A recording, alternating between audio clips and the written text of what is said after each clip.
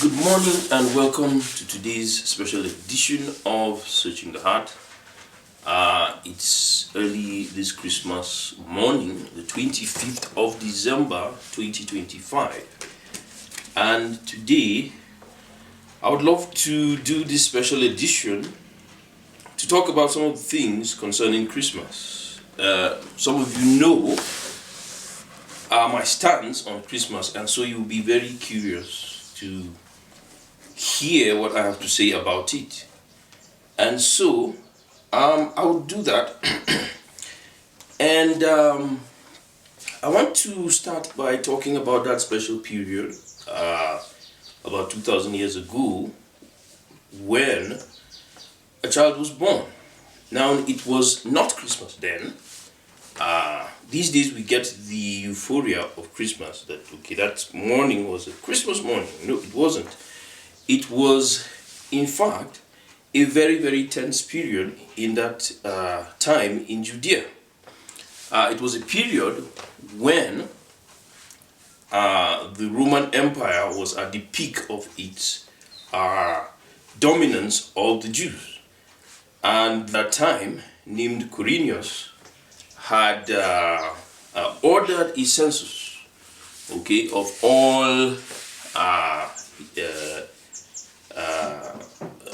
Judea, okay.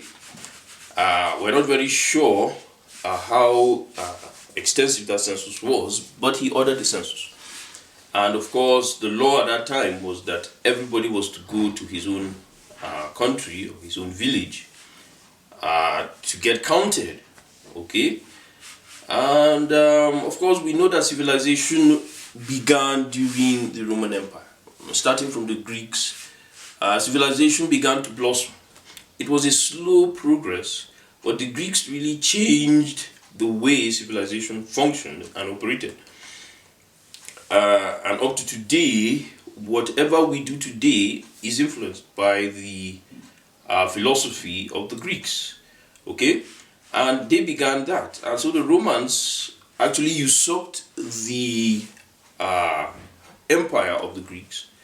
And part of that empire was the Jewish kingdoms, okay?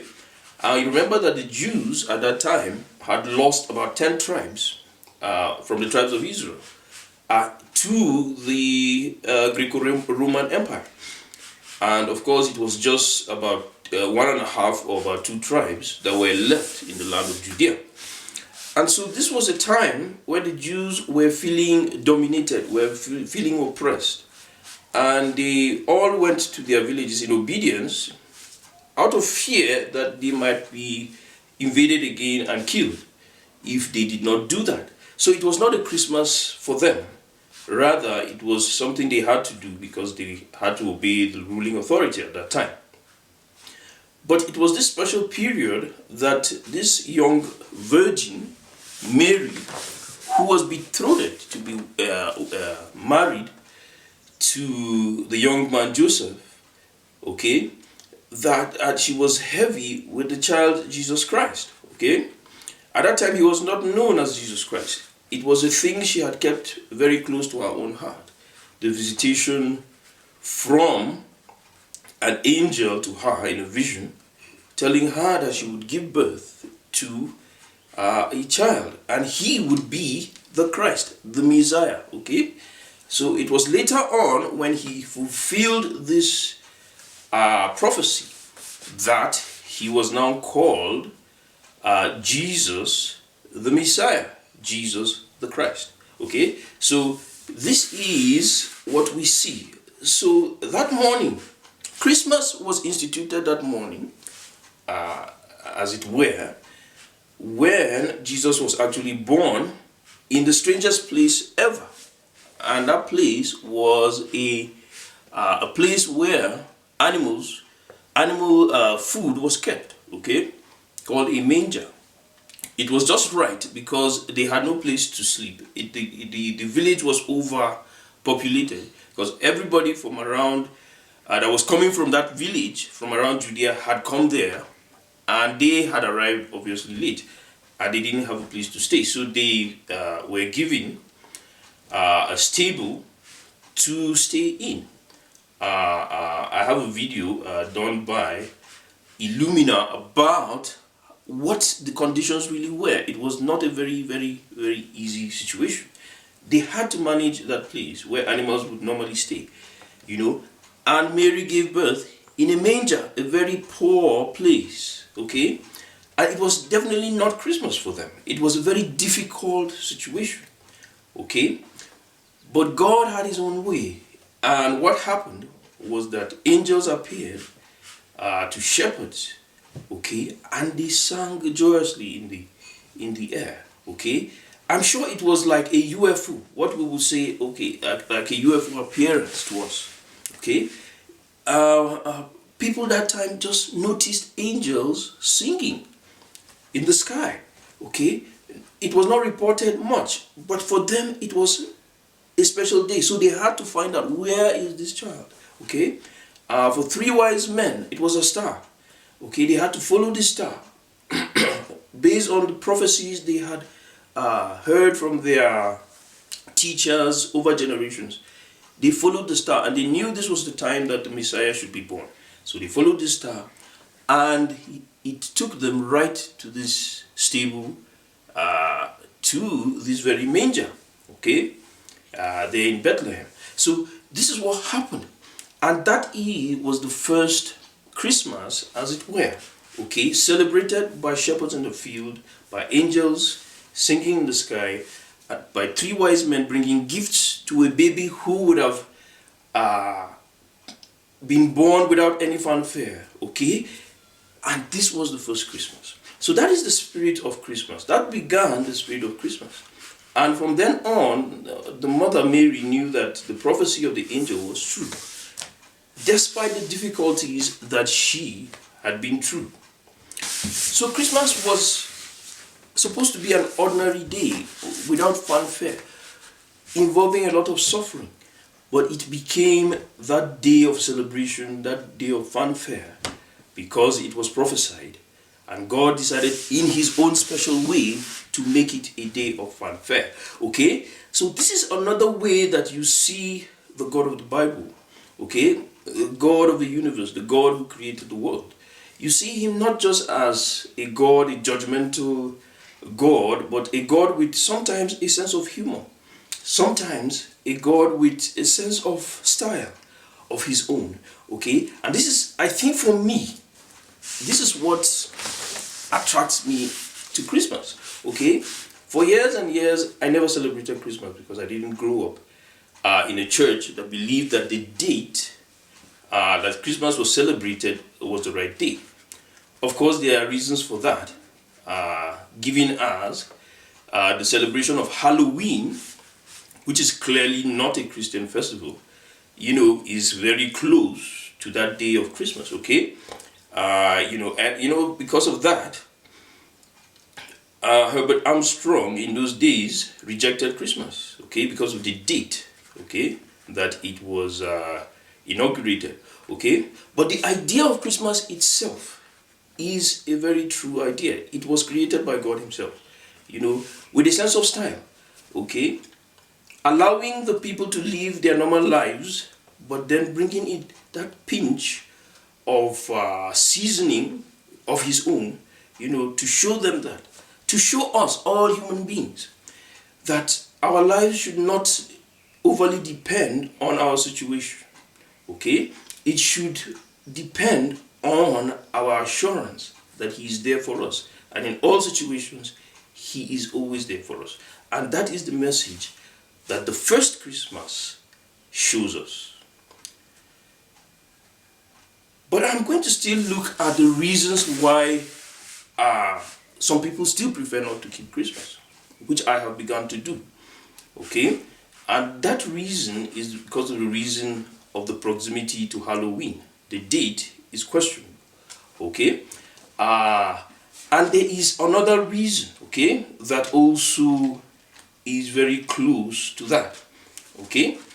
And it is there in the book of Revelation.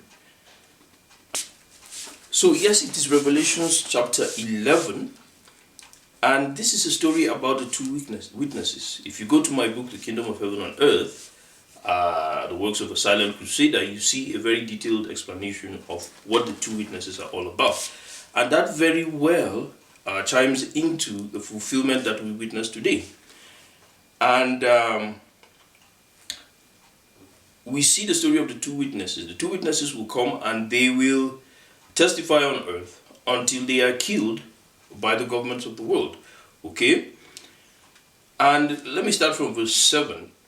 And it says, and when they shall have finished their testimony, the beast ascended out of the bottomless pit, shall make war against them, and shall overcome them and kill them. They have finished their testimony, okay? But the beast will come out of the bottomless pit, and he will make war against them, okay? And their dead bodies shall lie in the streets of the great city, which spiritually is called Sodom and Egypt, okay? Now, what is Sodom? We know what Sodom is known for sin against God, for a lot of blasphemy against God, okay? And Egypt is known for being the place that the people of God were held captive until God released them, okay? So they will lie in those streets, okay? Sodom and Egypt, they will be killed, okay? In those two cities, showing the world system. Of course, that is a general description of what we know as a world system. These two witnesses will be killed by the world system. And it says, where also our Lord was crucified, okay? Of course, we know it was Satan through the world system that crucified Jesus Christ. And what we know about the death of Jesus Christ is that he was killed by the very institution that was supposed to protect him, which was the rabbinic institution, okay? The church itself, okay, at that time. So this is what we need to understand. And they of the people and the kindreds and tongues and nationalities and nations, shall see their dead bodies 3 days and a half, and shall not suffer their dead bodies to be put in graves. Okay, they will not honor the dead bodies by burying them. Okay, dead people are honored by burying them. Okay, so that will not happen to the two witnesses. Okay, and they that dwell upon the earth shall rejoice over them and make merry, and shall send gifts one to another, because these two prophets tormented them that dwelt on the earth. Okay, they will celebrate the death of these two witnesses. Okay, they will celebrate the death of these two witnesses, and we know that these two witnesses are from God. Okay, so why are these people celebrating them? Because the people have told them the truth, and of course God punished the people for their sins. Okay, so this is what will happen. Okay, and after 3 days and a half, the spirit of life from God entered into them, and they stood up upon their feet, and great fear fell upon them which saw them. And they heard a great voice from heaven saying unto them, Come up hither. And they ascended up to heaven in a cloud, and their enemies beheld them. Okay, so we see what happens. Now I want to focus on that area where the people celebrated and sent gifts to one another while leaving the dead bodies of the two witnesses open, okay, without a burial. Okay, now Mr. Armstrong was concerned, although Armstrong did not use this very scripture much, okay, but he was concerned that the celebration of Christmas had nothing to do with Christ. Okay, it was a new festival, totally different from Christ, because of the proximity to Halloween, because of the date itself had historical significance of a pagan festival. So he was concerned that this had nothing to do with Christ. It was a new religion and a new festival. Okay, and what we see here is very clearly says so. A new religion and a new festival will be instituted, rather not to honor the two witnesses, but to celebrate their death. Okay, and people will send gifts, of course, gifts of love to one another, to celebrate the death of the witnesses that came to testify of God. Okay, so this is the problem that we see here, and Armstrong was very concerned about this. Okay, and for me today, when I want to remember Christ, I want to remember him in the light of the virgin birth. Okay, the birth of a newborn baby in a manger, but with a witness. God himself witnessed. See, whatever situation you are in, I am with you in that situation. I want you to celebrate Christmas today with that in mind. I am David Dunji Chinke for you in Searching the Heart. Discover a transformative journey into the kingdom of heaven. Following the initial publication, the author dives deeper with 2 insightful follow-up books. Ever felt disconnected from God even in worship? Explore how God's unconventional ways can transform your life.